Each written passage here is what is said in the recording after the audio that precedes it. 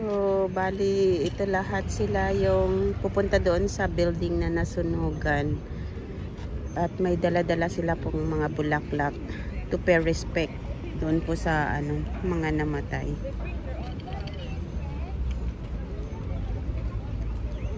So, andito lang po kami mga lalad sa taas ng tulay.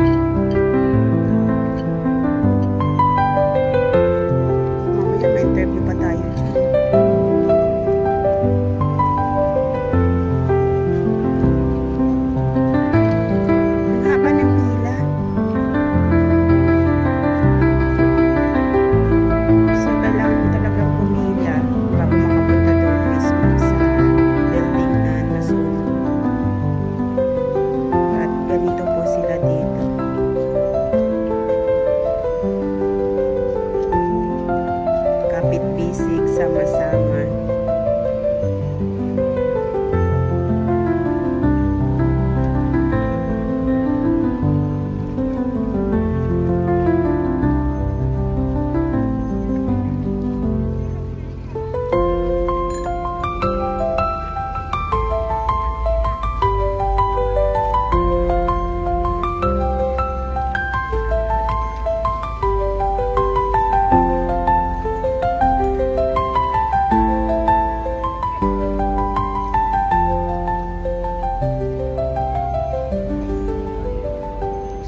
Padami na po ng padami yung mga taong pumupunta ngayon. Ayan po. So, ang dami-dami po talagang nagdadalamhati ngayon dito sa Taipo. Para po sa kanilang mga mahal sa buhay na lumisan na nadala po doon sa Quezon, mga lalas.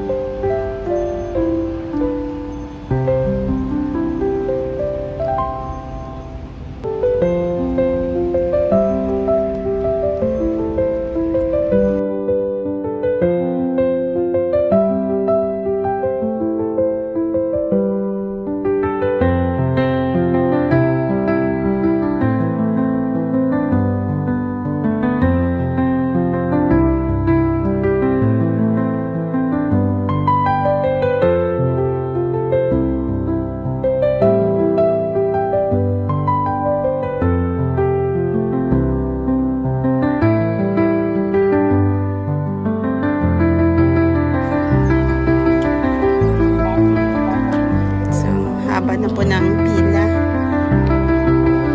Ang haba na po ng pila papunta doon sa pinakadulo. So siguro hanggang mamayang gabi na itong pila na ito. Simula pa po ito kaninang umaga hanggang ngayon.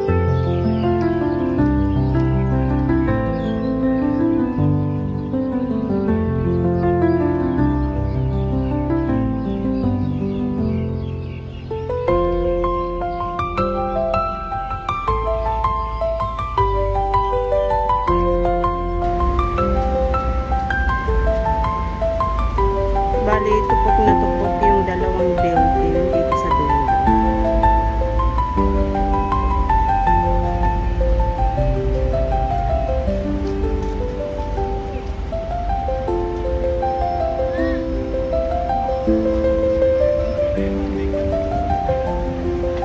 Nandito na po tayo ngayon sa lugar kung saan malapit yung building na nasunog.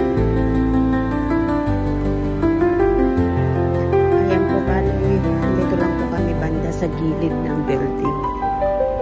Kasi bawal po lumapit doon sa loob. So, bali, ayan na po yung building, mga lalabs na nasunog. Ayan. Yung mga kawayan, nandyan pa. Pero yung net talaga yung